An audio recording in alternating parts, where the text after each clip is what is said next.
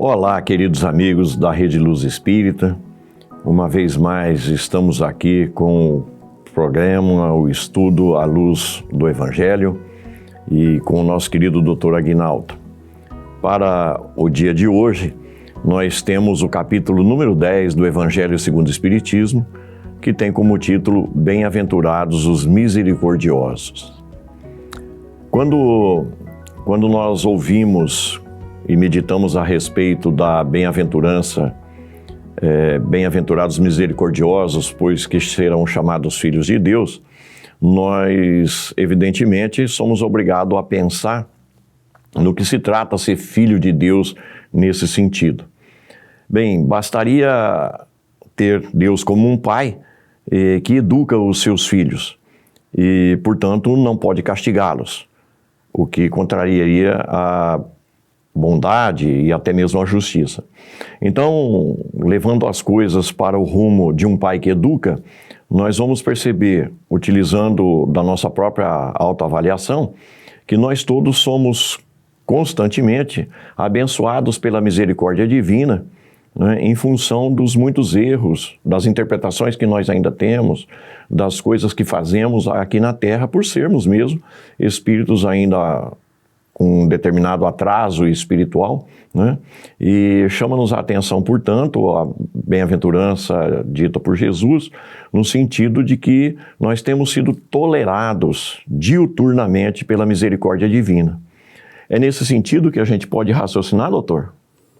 Ô, Navarro, então, e o Mateus, que foi um evangelista do Cristo, discípulo, e depois se encarregou de falar das suas verdades, ele tem vários tópicos no seu evangelho falando sobre o ato de misericórdia. E ele até enfatiza que, na medida em que nós perdoarmos aqueles que nos agridem, nós seremos perdoados também por Deus. Mas na medida em que nós não perdoarmos, Deus também não nos perdoa.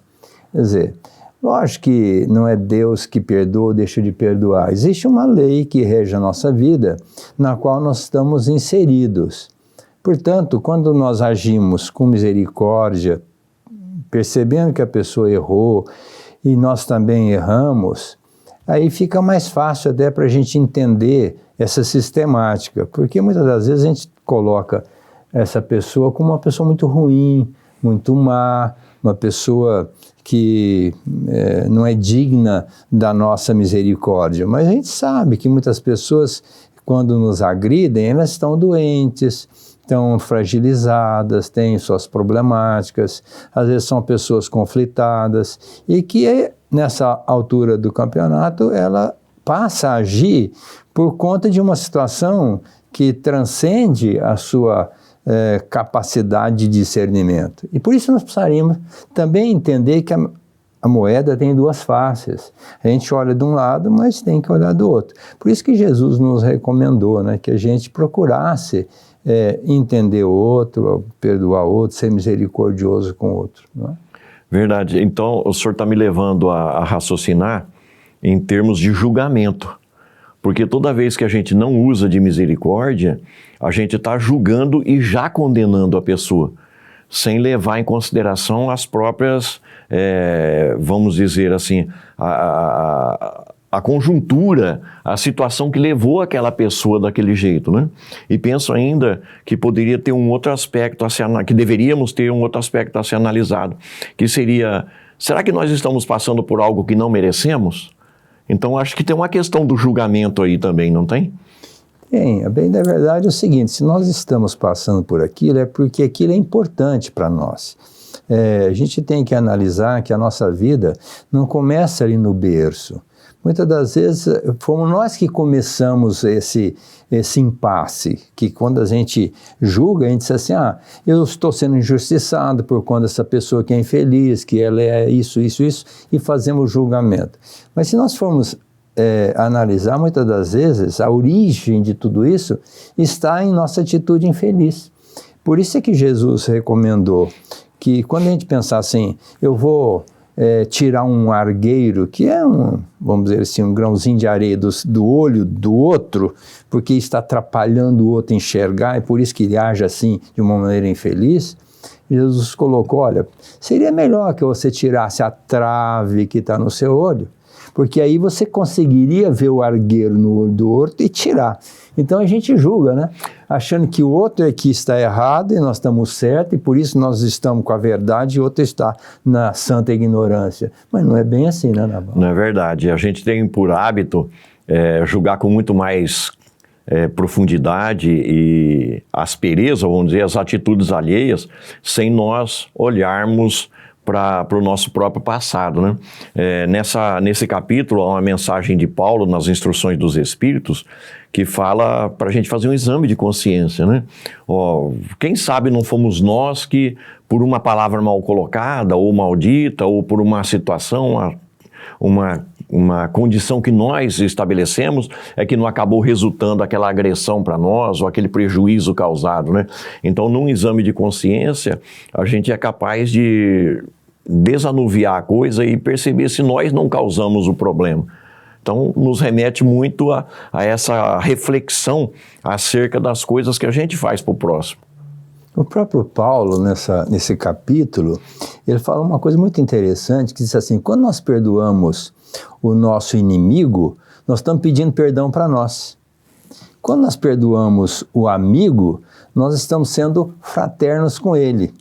E quando nós perdoamos as ofensas, independente de quais sejam, do inimigo, do amigo, de quem quer que seja, nós estamos retratando nosso progresso moral. Então, quando a gente tem já essa propriedade de perdoar, deixar para lá, caminhar para frente, isso já mostra que nós já entendemos um pouco dessa sistemática proposta por Jesus. Porque o nosso Francisco de Assis, ele tem uma colocação muito interessante que diz assim, mantenhamos a alegria de viver mesmo nas intempéries, porque nós vivemos pela misericórdia divina. Então, se nós somos devedores e precisando da misericórdia de Deus, nós temos que ser misericordiosos também com aqueles que estão à nossa volta, não é? Quando Jesus colocou isso de uma maneira enfática, falando para os discípulos, ele disse assim, olha, quando vocês forem fazer uma oferta, que naquela época o pessoal fazia muita oferta, né? Coisa material, né? Achando que era uma negociata com Deus, né? Mas era mais ou menos por aí. Quando vocês forem fazer oferta e vocês lembrarem que alguém tem alguma coisa com vocês, ou vocês também com alguém, deixa a oferta lá, paradinha, vai, reconcilia com aquela pessoa, depois vem e faz a oferta. O que Jesus quis dizer com isso? Que naquela época o pessoal achava que fazendo uma oferta estava tudo resolvido. E a proposta divina não é essa, é o amor ao próximo. Então, nós temos que amar o próximo e nos endereçarmos a Deus com a pureza de coração. Então, não adianta você fazer doações homéricas aí, quando você tem algo contra o seu irmão, que é filho de Deus, né? Verdade, essa questão é muito interessante porque nos remete ao cumprimento de um mecanismo de religião ou de religiosidade direto com Deus, passando por cima das consequências do que nós fazemos, né? Tão somente dando coisas, né? E chama-nos a atenção essa passagem porque o Senhor Jesus, com a sua inteligência ímpar, ele não fere a lei, né, porque era preciso na época dar a oferenda no altar, né, transferir, mas ele já estabelece aí uma questão moral, né, que é aquela que é a mais importante relacionada à lei de amor que ele veio apresentar para nós, né? Então a questão vamos dizer assim, da fachada, né, religiosa que nós criamos, precisa modificar um pouquinho. Para Deus é mais importante receber de nós um atestado de mudança do que coisas materiais, mesmo porque todas as coisas que existem em Deus e é dele, né? Nós é que precisaríamos modificar um pouquinho o estado de coisa. E, além disso, a gente vai de encontro a uma das recomendações do Senhor Jesus, que é perdoar 70 vezes 7 vezes, ou seja, o uso da misericórdia precisa ser um exercício constante, onde a gente acaba por aceitar, não no sentido de não corrigir as pessoas, porque é necessário ver o mal alheio, né? E às vezes é necessário até mesmo desvendar. São Luís vai falar sobre isso, né? Até gostaríamos que o senhor comentasse algo a respeito, no sentido de que o mal, ele não é para ser escondido, não é isso. Mas qual é a nossa intenção? Qual tem sido o nosso interesse em desvendar o mal ou julgar essa ou aquela pessoa, trazer à tona aquilo que ela entende de errado ou que faz de errado? Né? Nesse campo, a gente mais do que nunca precisa olhar para dentro da gente mesmo. Não, você estava falando sobre a gente mostrar o erro. O próprio Cristo disse assim, se o vosso irmão vos ofendeu, ide, falai com ele. Em particular, não é chegar na frente de todo mundo, vem cá, eu preciso falar com você e as testemunhas ali, né? Não, ele disse assim, em particular, ide, falai com ele. Se ele os ouvir, tereis ganho o vosso irmão. Se não, ide e levai a vossa paz. Olha o que Jesus quis colocar. A gente tem que conversar, a pessoa está errada, não vamos ser coniventes com o erro. Nós vamos conversar com ele para que ele entenda que está errado, com a gente ou com outra pessoa. Agora, falando como irmão, se o vosso irmão estiver em erro, porque todos somos irmãos, e se ele ouvir, nós teremos ganho o nosso irmão. Mas se não, ide e levai a vossa paz. Ou seja, ele não ouviu, deixa para lá, né? Fizemos a nossa parte. Fizemos a nossa parte. Vamos continuar com ele, vamos falar com ele, e não vamos dizer, cabeça dura, não adianta mesmo, é um infeliz. Não. Aí você já perdeu sua paz. Não. Vamos conversar, orientar, esclarecer, que é um ato até de caridade, né? Porque se a gente é conivente também com erro e deixar a coisa acontecer e deixa que a pessoa se dê mal lá na frente, não. É importante que a gente esclareça. O que Jesus veio fazer conosco foi exatamente isso. Veio esclarecer, para que a gente não erre e não se permita ao sofrimento por consequência.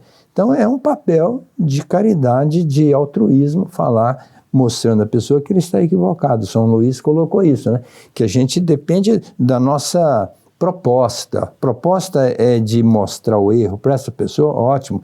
Agora, não de querer expor a criatura ao ridículo, chamá-lo a atenção na frente de todo mundo. Aí não, porque aí nós vamos colocá-lo numa situação embaraçosa, como se nós fôssemos dono da verdade. E não é bem assim, né? Não é assim, não. O interessante nessa questão é que, mais uma vez, como toda a mensagem do Senhor Jesus, ela vem para ser colocada em ambiente social. Né? Mais do que nunca, porque todas as recomendações do Senhor Jesus é no sentido de que a gente aplique os seus ensinamentos, as suas diretrizes, no convívio social. Então a gente não pode se ausentar da sociedade, por exemplo, porque a sociedade nos fere, porque a sociedade nos magoa, ou porque a sociedade usa da dureza, vamos dizer assim, para nos atingir.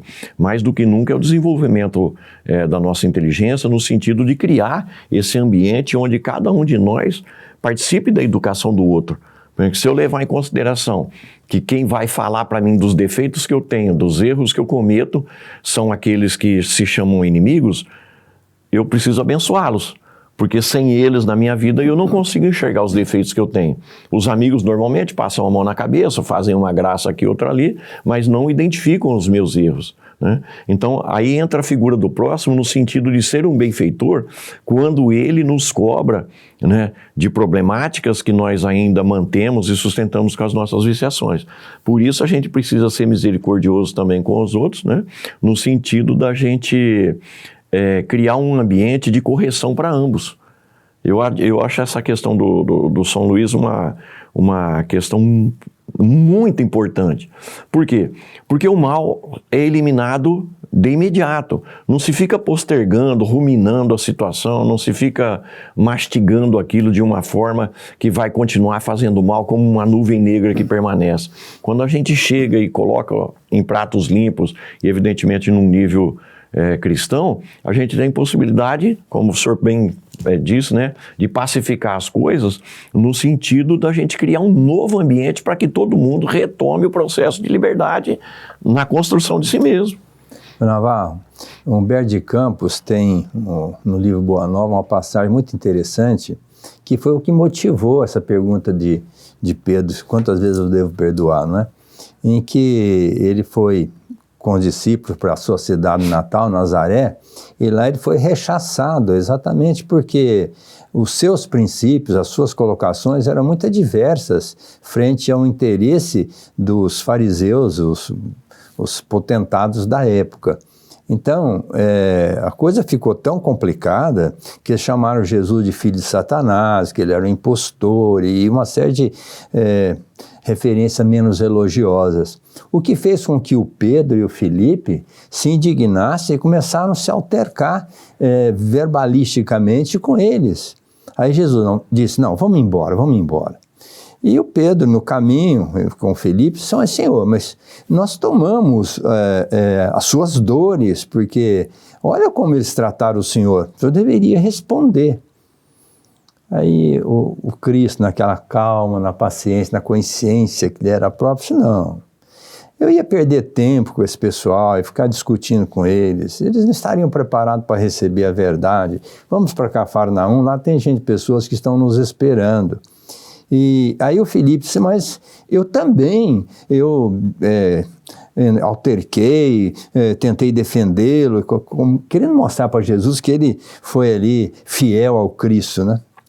Aí Jesus disse para ele, mas Felipe, você tem o reino de Deus dentro de você? Não, Senhor, não tem. Pois então, você imagina se os seus companheiros tivessem o reino de Deus e você não tivesse, você não seria convidado. Então isso significa que todo mundo está no meio vamos dizer, de um fogo cruzado, tentando se equilibrar diante da vida. Porque o Felipe disse para Jesus, os meus próprios companheiros ficaram indignados com a minha postura de não ter entendido o Senhor e estar falando de uma forma mais contundente. Aí foi que Jesus disse para ele, olha, os nossos companheiros têm a maneira de ver. E aí que ele disse assim, reconciliai com o vosso adversário enquanto estáis a caminho com ele. De outra forma, sereis entregues ao juiz, oficial de justiça, e pagareis até o último ceitil. E o Pedro faz a seguinte pergunta, Senhor, quantas vezes eu devo perdoar? 7 vezes, porque a lei mandava perdoar 3 vezes por dia, né? Ele multiplicou por 2 e acrescentou 1, né? Agora eu vou acertar em cheio. Devemos perdoar 7 vezes, Senhor. Não, Pedro, 70 vezes 7. E eu quero aproveitar para contar uma historinha muito interessante de uma mulher que chegou para o Chico e falou, Chico, eu vou separar do meu marido. Mas como, minha filha, você separar do seu marido? Por que causa? Aí ela disse, Chico, por causa do Evangelho. Mas como assim, minha filha? O Evangelho não manda perdoar 490 vezes, 70 vezes 7, 490 vezes? Sim, filha, é isso mesmo.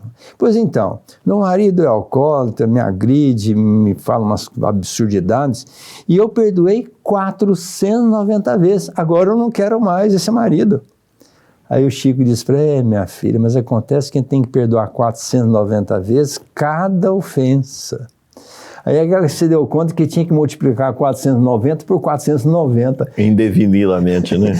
E o perdão seria incondicional, né? Não? É verdade. E essa questão de nós sermos colocados a caminho novamente com o nosso inimigo, não é? Reconciliar com o vosso adversário ou com o vosso inimigo enquanto estáis a caminho com ele, nos leva a uma outra questão que é bem colocada por Kardec no desenrolar desse capítulo número 10, que é o processo das obsessões, né? O processo das perseguições espirituais. E relembrando aquilo que o mestre Kardec diz, né? Os grandes processos de obsessão aqui na Terra, quase sempre, são casos de vingança. Aquele que está sofrendo o processo obsessivo deu causa numa outra existência àquela cobrança. Ou seja, o obsidiado de então, sofrendo as consequências de uma perseguição aguda, atroz, não é um inocente. Justamente por ter cometido um erro muito grave numa vida anterior, agora o espírito o localiza aqui na Terra, continua com a sua, vamos dizer, consciência pesada, o inimigo que não consegue perdoar, quem consegue, né? Se liberta. Todos nós temos dificuldade para perdoar. Esse inimigo desencarnado, encontrando a sua, vamos dizer assim, o seu algoz aqui na Terra, o transforma em vítima. O que significa dizer que ele, com a dificuldade de perdoar, vai impor para nós aquilo que nós colocamos na vida dele, né? Então a gente precisa mudar também um pouquinho o nosso enfoque em relação aos processos obsessivos, porque quase sempre a nossa tendência é ver aquele que está sofrendo um processo obsessivo como um coitadinho. E não é bem assim. Quando Jesus fala, reconcilia-te com o teu adversário, ou seja, entra em acordo com ele antes de você ser colocado diante do juiz, que é a nossa própria consciência, e se já atingimos o plano espiritual sem fazer nenhum exame de consciência e sem nenhum exercício de renovação, a gente é colocado numa nova prisão reencarnatória, onde a gente terá que conviver com esse inimigo, seja ele encarnado ou esteja ele desencarnado, num processo de corrigenda de algo que começou lá atrás. Então a nossa visão com relação ao obsessor também tem que ser uma visão fundamentada na misericórdia, porque ele, obsessor, como eu às vezes sou obsessor dessa ou daquela pessoa, eu também amo, o obsessor também ama. Ele tem as pessoas que ele ama, que ele daria a própria vida, mas ele também tem dificuldade de perdoar. E aí ele encontra aquele que ele causou mal, e quem sabe um mal absolutamente devastador. Como nós vamos exigir de um obsessor que perdoa se nós somos o causador da desdita dele, né? Precisamos pensar sobre isso. O Navarro, é fundamental que a gente entenda que o perdão nos liberta, não é? Se você conseguir acertar com a pessoa que você está a caminho, reencarnada com essa pessoa ainda nessa existência, você evita problemas futuros, não só no mundo espiritual, como em futuras reencarnações. Então, é muito importante que a gente entenda isso. E se você perdoou, o outro não nos perdoou, nós já ficamos protegidos pela lei. Deus não permite que nós soframos as consequências do momento que nós procuramos o perdão, procuramos a reconciliação, já desfizemos o nosso coração, aquele sentimento infeliz de mágoa, de revolta, de cobrança. Com isso, nós nos libertamos. Eu quero lembrar, diante da nossa fala, desse estudo do 10º capítulo, daquele encontro de Jesus com a mulher adúltera, né? Eu acho que aquela mensagem é uma mensagem que tem muito a ver conosco, né? Sim. Quando os fariseus e os levitas, que eram as pessoas mais entendidas das leis daquela época, eles apresentaram a mulher para ser lapidada, porque a lei dizia que se a mulher fosse pega em adultério, ela teria que ser morta, pedrada. Então, levaram para Jesus a mulher e disseram, Senhor, essa mulher foi pega em adultério, e agora, o que nós fazemos? Jesus estava escrevendo na areia, na terra, né? E continuou escrevendo, não deu muita atenção para eles não. Mas eles se insistiram, mas Senhor, a sua manifestação, o que o senhor acha? Jesus certamente estava escrevendo ali os defeitos que cada um tinha, né? Mas esperou o momento e disse assim, bom, a lei manda lapidar, então comece. Mas comece por aqueles que não tenham nenhum pecado. Porque aí então justifica, né? Não tem pecado, está dono da verdade, já segue a lei, coisa tal, começa a apedrejar. E para a surpresa de todo mundo que estava ali, os mais velhos já foram embora, depois os outros mais novos, e no final sobrou Jesus e a mulher. E aí ele pergunta para ela, onde estão os que te condenaram? Ah, foram embora, Senhor. Então, eu também não te condeno. Não peques mais, para que mal maior não te aconteça. Mas, Navarro, nessa passagem aqui ficou claro, é que todo mundo tinha erro, todo mundo estava comprometido. Como é que nós podemos julgar alguém se nós nos permitimos atitudes infelizes? Não estão donos da verdade, nem ligados estreitamente com a lei.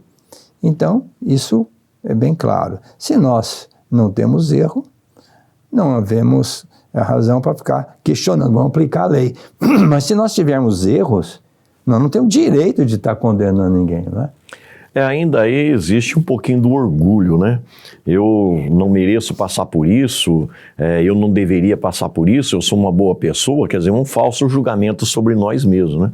Que na verdade quem está nesse mundo aqui de expiação e prova, a maioria esmagadora, né, de nós, somos ainda espíritos endividados, devedores, né? Que a misericórdia divina tem nos tolerado, dando oportunidade de pagarmos parceladamente todos os atos escabrosos do passado, e bem como o senhor lembrou, né, na medida em que a gente começa a entender isso e perdoar, a misericórdia divina vai ainda diluindo cada vez mais, né, para que a gente, ao invés de verter lágrimas para corrigir o passado, a gente possa verter suor corrigindo o passado, né, o que é bem menos dolorido, né?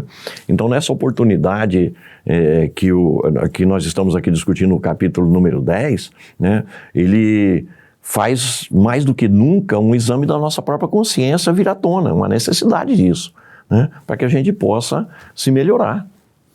Navarro, estamos encerrando o programa.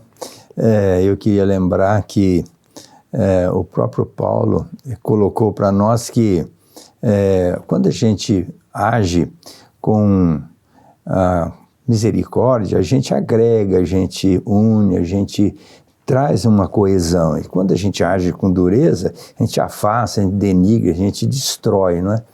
Então, como nós não queremos nos destruir, queremos nos construir, nós temos que ajudar os outros também a se construírem. Sim. E levando para eles esse ato de misericórdia e de perdão, sabendo que se nós estamos agindo com misericórdia, Deus vai agir com misericórdia conosco. E como você disse, nós somos eternos devedores para com a criação divina, não tem espaço para nós ficarmos cobrando de ninguém.